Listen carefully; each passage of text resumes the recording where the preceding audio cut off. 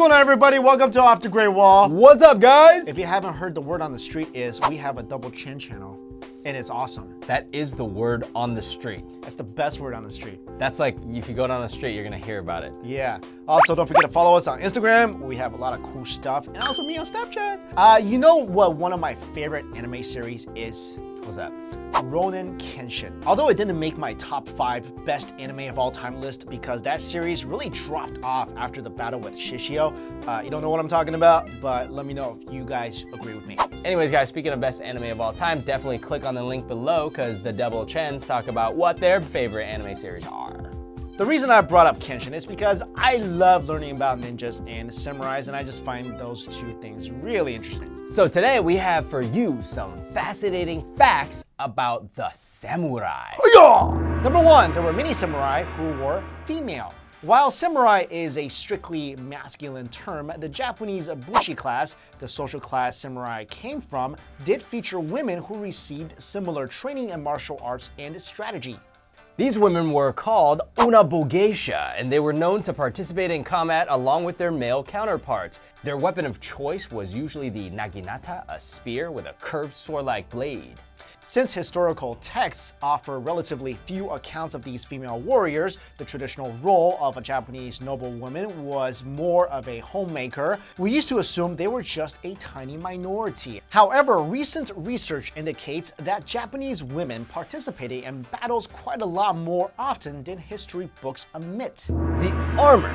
When you first look at a samurai, you might notice their massive armor. However, each piece of it was actually functional. The samurai armor, unlike the armor worn by European knights, was always designed for mobility. Yeah, I never got those European knight armors. They look super heavy and really hard to move in. Well, for the samurai, a good suit of armor had to be sturdy, yet flexible enough to allow its wearer free movement in the battlefield.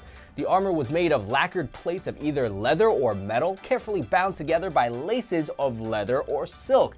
The arms were protected by large rectangular shoulder shields and light armored sleeves. The right hand was often left without a sleeve to allow maximum movement. The strangest and most convoluted part of the armor, the kabuto helmet, also served its purpose. The bowl was made of riveted metal plates, while the face and brow were protected by a piece of armor that tied around the back of the head and under the armor. The most famous feature of the helmet was its Darth Vader-like neck guard. And did you guys know that Darth Vader's helmet design was actually influenced by samurai helmets? It defended the wearer from arrows and swords coming from all angles. Makes perfect sense. Although the samurai armor went through significant changes over time, its overall look always remained fairly consistent to the untrained eye. It was so well made and effective that the US Army actually based the first modern flak jackets on samurai armor. Next, Western samurai. If you've ever seen the movie The Last Samurai, you might notice a couple of things. First of all, yeah, the only white samurai is the only person who didn't die in that battle. Also, somebody who is not Japanese could fight alongside the samurai and even become one himself. Western men who have been granted the dignity of the samurai include adventurer William Adams, his colleague Jan Justin von Lodenstein, naval officer Eugene Kalash, and arms dealer Edward Schnell. Adams was the first and the most influential. He served as a bannerman and advisor to the shogun himself. Next, the fashion. Samurai were the rock stars of their time, and their style of clothing massively influenced the fashion of that era. Although their clothing was elaborate, every aspect of it was designed to fit their needs as warriors. Samurai dressed for speed, travel, and freedom of movement. Their regular outfit consisted of wide hakama trousers and a kimono or a hitatare, a two-part vest with imposing shoulder points. The outfit left the arms free, and the vest could quickly be removed in case of a surprise attack.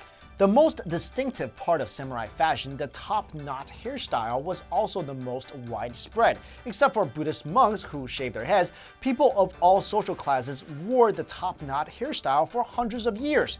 The habit of combing the top knot with a partially shaved head may have developed out of necessity, as the shaved forehead made it more comfortable to wear a helmet. Is that why Darth Vader was bald? Yeah, that's why, because he was a samurai. Yeah. The weapons! As soldiers, samurai employed a number of different weapons. They originally carried a sword called a chokuto, which was essentially a slimmer, smaller version of the straight swords later used by medieval knights. As sword-making techniques progressed, the samurai switched to curved swords, which eventually evolved into the katana. Katanas were usually carried with a smaller blade in a pair called daisho, which was a status symbol used exclusively by the samurai class. Suicide rituals. One of the most terrifying things about the way of the samurai is seppuku. It is the gruesome suicide a samurai must perform if he fails to follow Bushido or is likely to be captured by the enemy.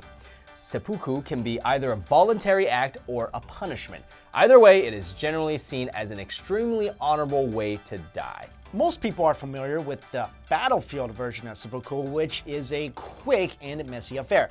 The full-length seppuku is a far more elaborate process. A formal seppuku is a long ritual that starts with a ceremonial bathing. Then the samurai is dressed in white robes and given his favorite meal. After he has finished eating, a blade will be placed on his empty plate. He will then write a death poem where he expresses his final words. After the poem is finished, he grabs the blade, wraps a cloth around it, and slices himself open and essentially disemboweled himself. At this point, an attendant, usually a friend of the samurai, decapitates the samurai with a sword. However, he aims to leave a small strip of flesh in the front so that the head will fall forward and remain in the dead samurai's embrace. This is also so that the head will not accidentally fly at the spectators, which would cause the attendant eternal shame. Well, that's like one of the worst ways to go ever. Hey, well, check this out. At least you got to eat a meal, write a poem, and I guess kill yourself. You know where we saw a mass seppuku or harikari ritual? Where? Remember that movie with Keanu Reeves? Yeah. At the end? Yeah. They all had to kill themselves? But I don't think, did they get to eat stuff? I think? No. Dude, I don't know, man. I just saw a bunch of samurais killing themselves. All right, guys. Hope you learned something about samurais. Also, you know, I started a clan back in the day. That's Not a clan, right. a gang called the Ninjas. Yeah. That's how I got my bus shipped back to China. Well, maybe we could do a video about ninjas next. Yeah. Because All right, I guys. love ninjas and samurais. That's right. They should fight eternally. All right, guys. Thanks so much for watching. See you later. Peace.